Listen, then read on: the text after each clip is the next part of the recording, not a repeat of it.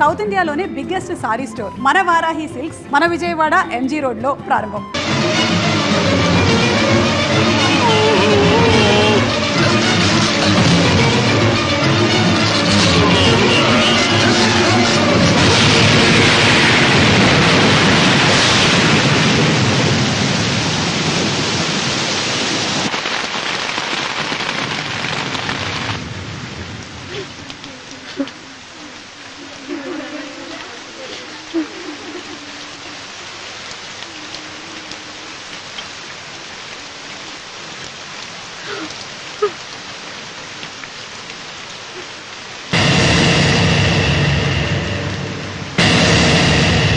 అందరికీ నమస్కారం. ఇది మా పెదనాన్న సంతకం పెట్టిన దస్తావేజు. అక్కడ మా నాన్న లేడు, ఇక్కడ మా పెదనాన్న లేడు. కానీ మా పెదనాన్న మా నాన్న దగ్గర 50 లక్షల డబ్బు 40 ఎకరాల పొలం తీసుకున్నాడు. ఏ లోకేశ్వరరావు చెప్పు. అవునండి, నేను సాక్షి సంతకం చేశాను. ఈ అప్పు ఎలా తీరుతుందో ఆ ధర్మాత్ముడి శవం అక్కడి నుంచి తీసేలోపు చెప్తే బాగుంటుంది. బిక్షపతి, మతుందా నీకు? ఇదేనా అడిగే సమయం? ఆయన తగలబడిపోతే ఆయనతో పాటు ఈ నిజం తగలబడిపోతుంది. మా అన్నయ్య ఆ ధర్మాత్ముడు రక్తం పంచుకు పుట్టాడు. ఏమయ్యా లోకేశ్వరరావు, మా అన్నయ్యకి మిగిలిన ఆస్తి ఏమిటి? ఈ ఇల్లు తప్ప ఏమీ మిగలలేదండి. సరే, 40 ఎకరాల కింద ఈ ఇల్లు పెట్టుకుంటాను. మిగతా 50 లక్షలు ఎలా ఇస్తావన్నయ్యా? ఏంటో నువ్వు మాట్లాడేది? మా రావుని ఒట్టి చేతులతో నడురోడ్డు మీద నిలబెడతావా? సరే, డబ్బు వద్దు, పొలం వద్దు, ఒక్కటిస్తే చాలు. ఏంటది? అది సీత దగ్గరుంది. అది ఇస్తే 50 లక్షల బాకీ రద్దు చేసుకుంటా. సీతారత్నం పుట్టింటి వాళ్ళు పెట్టిన 7 వారాల నగలున్నాయి. అవన్నీ నాకు ఇచ్చేస్తే నేను సరిపెట్టుకుంటాను.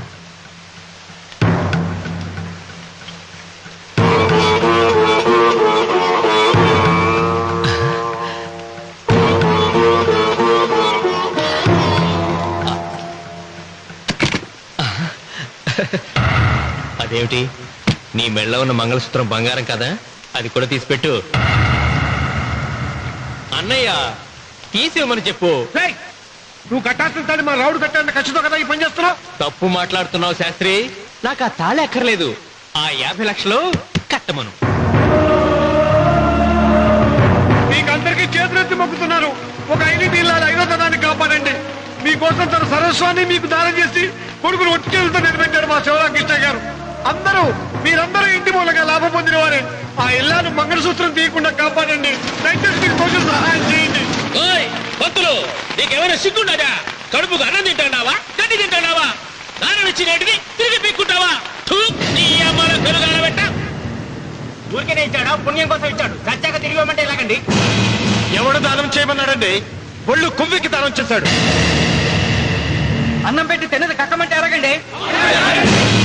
సోము తమ్ముడిది సోకేవా అన్నగారు అనుభవించారన్నమాట. ఏమిగా నిలబడి చూస్తాడారు సిగ్గు లేకుండా? ఈయనే ఉంటే మన గుండె అని విక్కుంటారు, మనం వచ్చే పట్టుకొని అడుగు తినాలి. ఏం చూస్తాడే?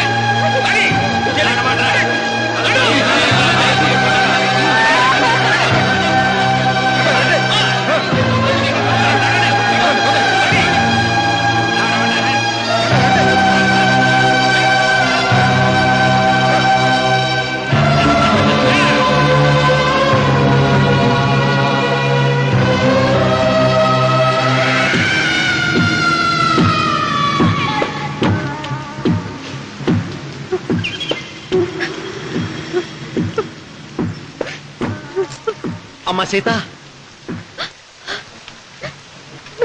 భిక్షపతి, మా వియ్యంకుడు బాకీ ఉన్న 50 లక్షల డబ్బు 40 ఎకరాల పొలం నీకు నేనిస్తాను, సరేనా?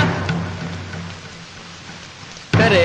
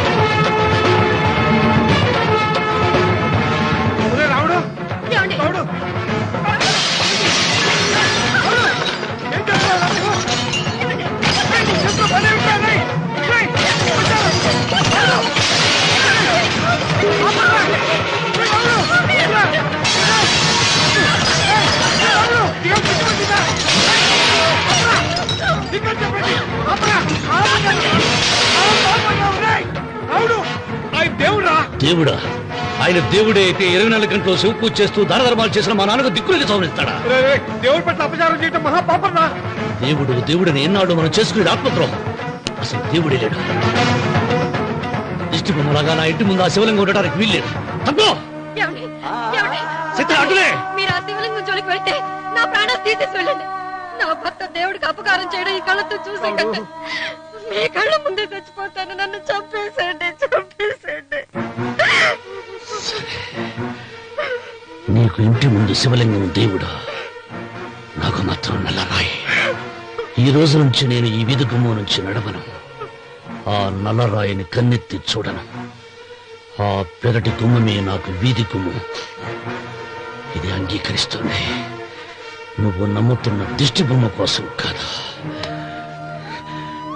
నీ కోసం. లక్ష్మి వచ్చింది. ఇంకా సీతారామాని. భిక్షపతి గారు తీసుకున్నది 40 ఎకరాలని, మిగతాదంతా కుట్ర అని, ఆ కుట్రలో నాకు భాగస్వామ్యం ఉందని రామన్న గారికి తెలిస్తే నన్ను చంపేస్తారండి. డబ్బు చూసేసరికి ఆశ పుట్టిందా? ఇదిగో ఈ సంగతి ఎవరికైనా చెప్పావో కోసేస్తా. ఒరే భిక్షపతి, నువ్వు నాశనం అయిపోతావురా, నాశనం అయిపోతావు.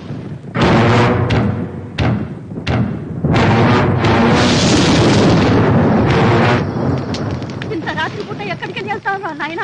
నీకు తెలీదమ్మా, తెల్లారేలోగా ఊరు వదిలి పారిపోకపోతే ఆ భిక్షపతి మనల్ని చంపేస్తాడమ్మా. తొందరగా పద, తొందరగా పద. ఊరుదిలి పారిపోతున్నావా లోకేశ్వరరావు? అది నాకంతా తెలుసు. అయ్యా, అయ్యా, అయ్యా, నీకు ద్రోహం చేశాను, నన్ను క్షమించండి అయ్యా. నేను క్షమిస్తా. మరి భిక్షపతి వదలద్దు. నీకు ఉపాయం చెబుతా. అన్వర్, నీ ప్రాణాలకు భిక్షపతి మూలంగా ప్రమాదం ఉందని నీ చేతులతో నువ్వే రాసు. నేను కాపాడతాను. దాన్ని జాగ్రత్తగా మడిచి నీ జేబులో పెట్టుకో.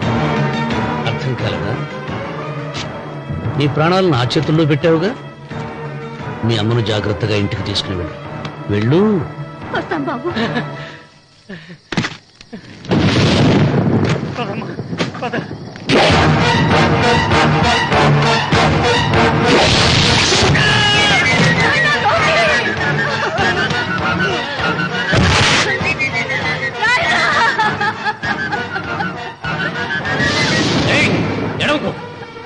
ఎడవకో.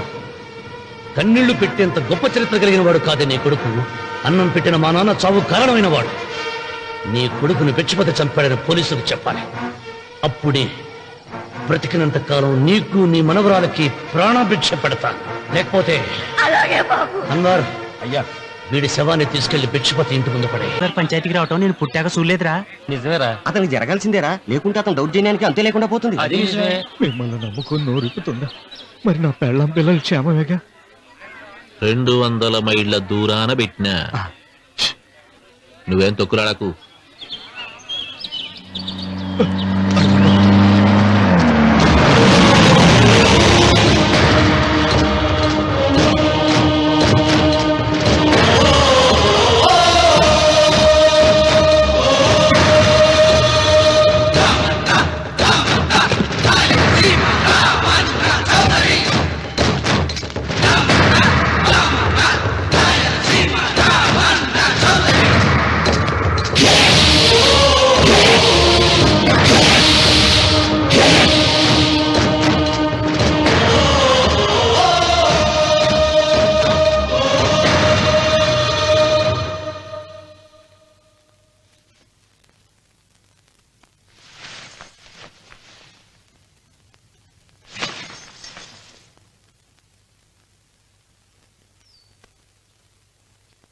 విశ్వేశ్వరయ్య గారు, నన్ను పంచాయతీకి ఎందుకు పిలిపించారు?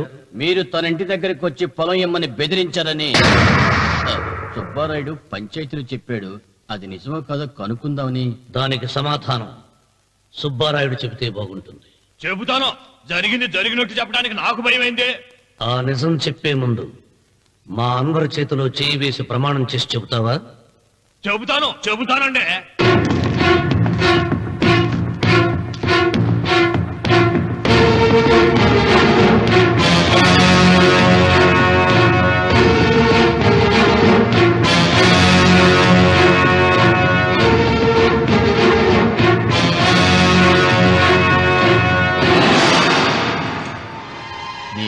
తెచ్చాం తాలిపట్టు పెంచల తెచ్చాం.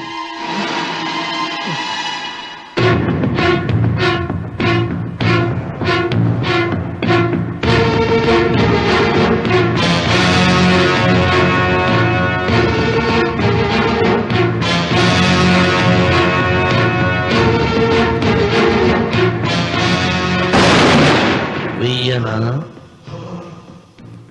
తిప్పనా? కొండ చిల్వ నోటులు కంఠం పడుతున్నావు. చేస్తావు. అయినా ఆకు తిప్పతే ఏమవుతుంది నీకు తెలుసు కదా. అంతా నిజమే చెప్తాను, అబద్ధం చెప్పను. రామన్న చౌదరి గారు నా పొలం కాడికి వచ్చి వ్యవసాయంలో నష్టం వస్తుందంట కదా, పొలం ఏమన్నా అమ్ముతావా అన్నారండి. మంచి రేటు వస్తే అమ్ముతానన్నానండి. ఆయన డబ్బులు ఇచ్చారండి, నేను పొలం ఇచ్చానండి. ఆయన మనుషులు నీ కుప్ప తగలబెట్టినారంటివే. మా పాలేరు తెలియక బీడి ముక్క పడేసినాడంట. తప్పు అయిపోయిందండి. పెద్ద మనుషులు పంచాయతీకి పిలిపించాను, మన్నించండి బాబు.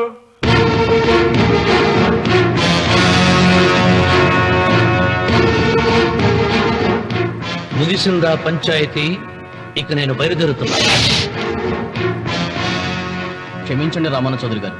విశ్వేశ్వరరావు, కాలవలో ఉంటే పడవ బండిని మోస్తుంది, అదే రోడ్డు మీద ఉంటే బండి పడవను మోస్తుంది. పదవిలో ఉన్నాం కదా అని మీరందరూ మీ ఇష్టం వచ్చినట్లు ప్రవర్తిస్తుంటే రేపు రోడ్డు మీదకు రావలసి వస్తుంది.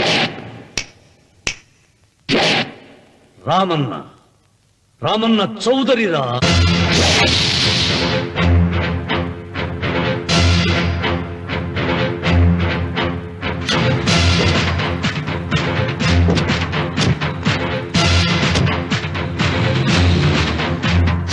ఎవడైనా ఒకరికి అవమానం చెయ్యాలని వచ్చాడా? ఎవడైనా ఒకరికి అవమానం చెయ్యాలని వచ్చాడా? ముఖమే కమిలి తలదించుకుని వెనుదిరిగేదే ఖాయం. ఆకాశం నుండి విష సర్పాలను చూసే డాగతడు. చుక్కు పిడికిలే బిగిసిందా నేలకు చెమటే పడుతుంది. కంటి చూపు మేరా అతనిది కానిదేది లేదు. తన పరగణపై ఒకసారించిన కలియుగ రావణ బ్రహ్మతడే. రామన్న రామన్న రాయలసీమ రామన్న చౌదరి. రామన్న రామన్న రాయలసీమ రామన్న చౌదరి.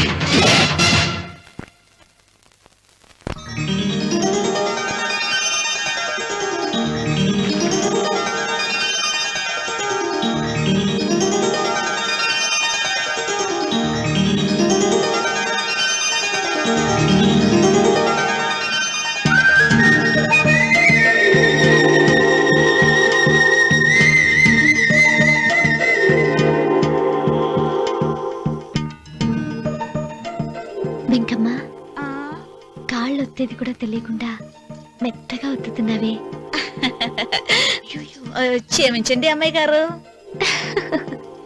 అన్నవరం, పొద్దుటి నుంచి నా మనసు నా దగ్గర లేదురా. ఏ చేతి ఖర్చులు డబ్బులు లేవని అక్కడ తాకట్టు పెట్టారా? లేదురా, ఆ అమ్మాయి గుర్తొస్తుంది. ఈయన్ని గుడికి తీసుకెళ్ళటం నాదే తప్పు. పంపదీసి నేను చూసిన అమ్మాయి గురించి ఆలోచిస్తాడా ఏంటి? ఏంట్రా సణుగుతున్నావు? సడుగుడుగా చిరబాబు గారు, ఆవిడ గురించి ఆలోచిస్తున్నా. ఆవిడ గొంతు, ఆ కళ్ళు, ఆవిడ కట్టుకున్న చీర, ఆవిడ పెట్టుకున్న నగలు.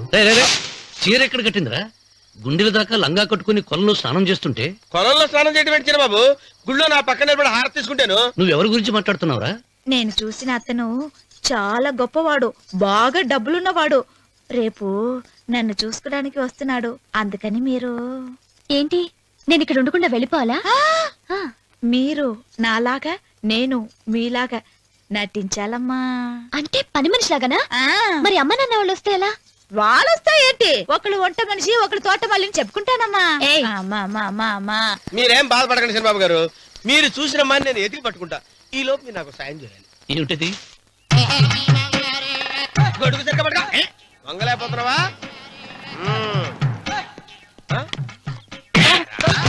పనిచేసే పద్ధతి ఎవరా నువ్వు? ఎవడరా నువ్వు? నిలబడ్డావు. నేను ఎవడో చెప్పు. ఓహో, చిన్నమ్మ గారిని చూడడానికి వచ్చారు. మీ కబుయ్య అయ్యగారు. దండాలు బాబు, వెళ్ళండి. నువ్వురా. పెద్దయ్య గారు అమ్మగారు లేకుండా ఈ చూసుకోవడాలేంటో. కొంచెం ఎక్కువ చేస్తున్నట్టున్నావు. ఎవరిని ఎక్కడ ఉంచాలో అక్కడే ఉంచాలి. వీడు కొంచెం చదివిచ్చాను, నెత్తిరెక్కుతున్నాడు. వీడి సంగతి తరువాత.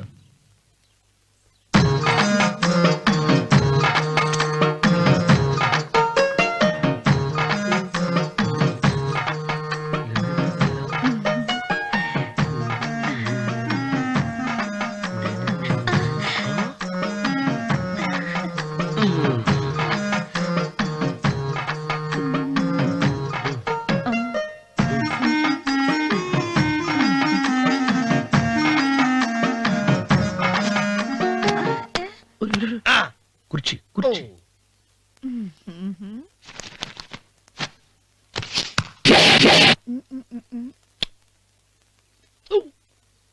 అరుకు వస్తున్నానమ్మాయి గారు.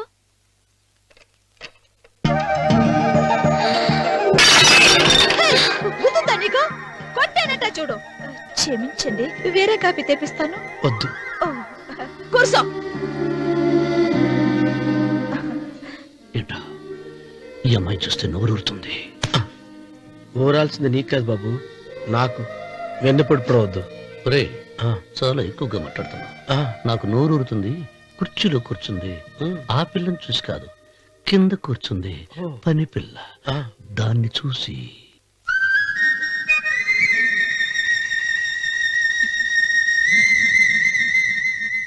ఏంటిది? నా మనసు పాలేరు మీదకి పోతుంది. ఏంటో. అయ్య గారిని ఏమైనా ప్రశ్నలు అడగండి అమ్మగారు.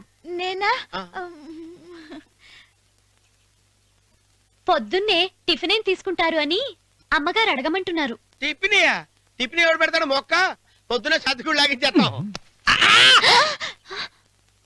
ఏంటి అలా అరిచారు? చచ్చిపోయిన మా అమ్మ నాన్న గుర్తొచ్చినప్పుడు అని అలుస్తా. అలాగా? మరి సర్ది కూడా అంటున్నారేంటి? ఆరోగ్యానికి చాలా మంచిదని ఈ మధ్య సర్ది కూడా అలవాటు చేస్తున్నారు కదా యజమాని. వెంకు, నీకు పొలం ఎంత ఉంది? పొలమా? ముప్పయ్య. అమ్మాయి గారు ఏం చదువుకున్నారు? 3వ class, 3rd standard.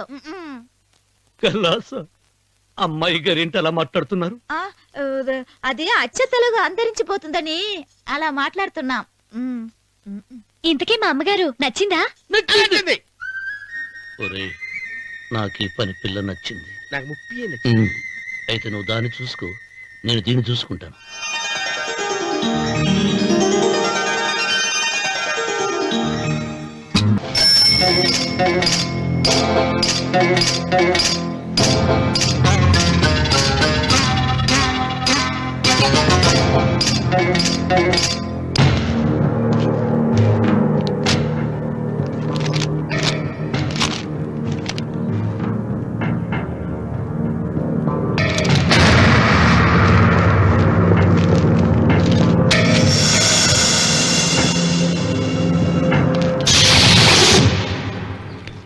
Ramanna Chowdary, ఎంత దమ్ము నీకు? నాకు కాగితం పంపుతావా? విన్నావా తొడదెబ్బ? దడదడలాడాల్సిందే. ఆకు తిప్పడం నీకు అలవాటు కదా. ఆకు తిప్పితే తిరిగేది ఆకు కాదు, నీ చరిత్ర. నేను సుబ్బారాయుని కాదు, పహిల్వాన్ పాపారావుని.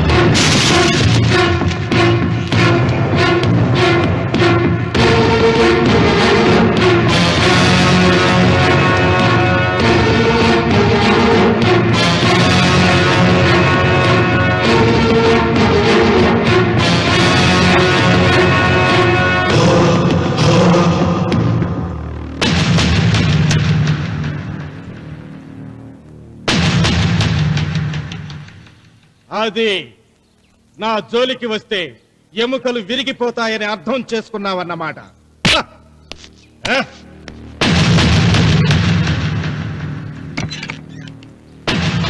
మొట్టమొదటిసారి అయ్యగారు భయపడినట్టున్నారు. రావుడు తను ఓడిపోయానని ఒప్పుకుంటున్నాడా ఏమిటి?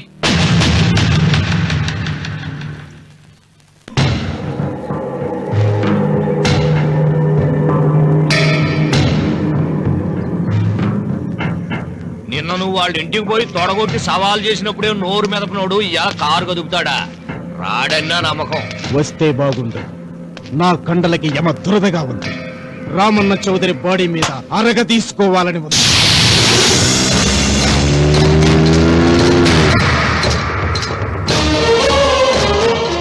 నువ్వు ఊహించినట్టే వస్తున్నాడాయో అని ఏం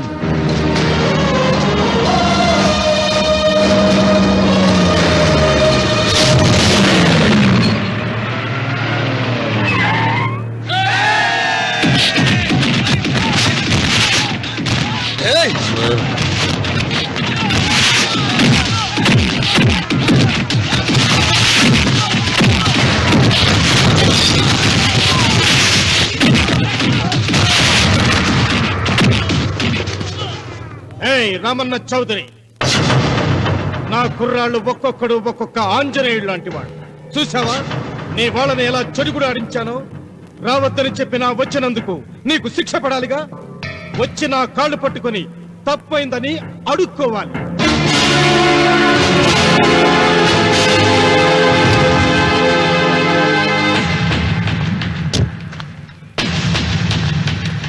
ఆగో, నీ పాదం తాకిన నేల నీ సొంతం అంటావుగా, అందుకే నువ్వు నేల మీద నీ పాదాలతో నడిచి రాకూడదు, మోకాళ్ళ మీద నడుచుకుంటూ రావాలి.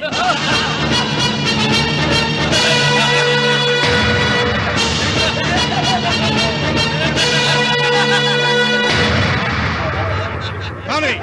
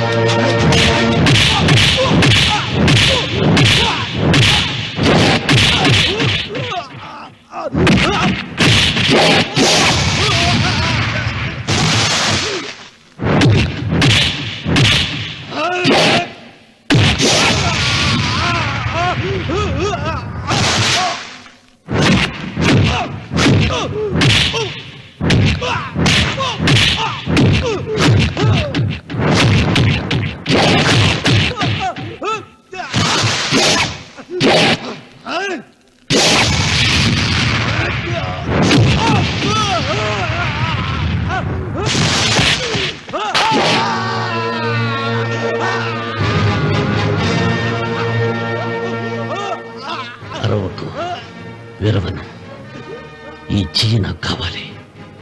దస్తావేజుల మీద సంతకం పెట్టాలి కదా. అన్వర్,